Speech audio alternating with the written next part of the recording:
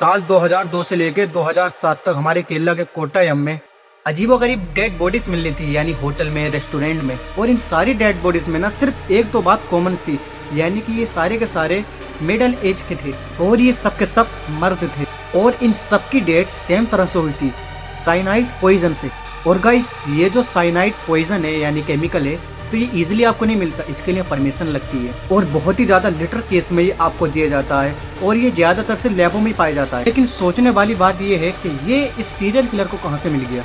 और ये जो सीरियल किलर थी ना, ये जिन भी लोगों को मारती थी ये इतने प्रॉपर तरह से मारती थी कि इसका कुछ पता ही नहीं लगता था। और इसके मर्डर करने के तरीके से देखकर लग रहा था ये कोई नॉर्मल क्रिमिनल नहीं है, ये एक प्रॉपर यानी प्रो किलर है। और ये जितनी भी मौतें हुई थी ना, उनमें ये एक बात तो बिल्कुल ही कॉमन थी, इन सारे मर्दों को ऊपर यानी रेस्टोरेंट में बुलाया जाता था, जैसे कि लॉज या फिर होटल में।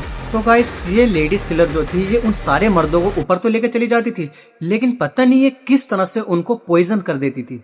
एंड उसके बाद उनके सामान वगैरह यानी सब कुछ लूटने के बाद यहाँ से चुपचाप चली जाया करती थी। लेकिन गाइस हैरान कर देने वाली बात यह है कि आज तक कोई भी इन सारे मर्डर्स को प्रूफ नहीं कर पाया, यहाँ तक कि इनके खिलाफ कोई एविडेंस ही नहीं मिला आज तक। हर बड़े से बड़े ऑफिसर ने इस केस को सोल्व करने की कोशिश की, लेकिन वो जो सीरियल किलर थी ना, वो इतनी ज्यादा प्रो थी इसमें कि उसने आज तक कोई अपने खिलाफ सबूत छोड़े ही नहीं।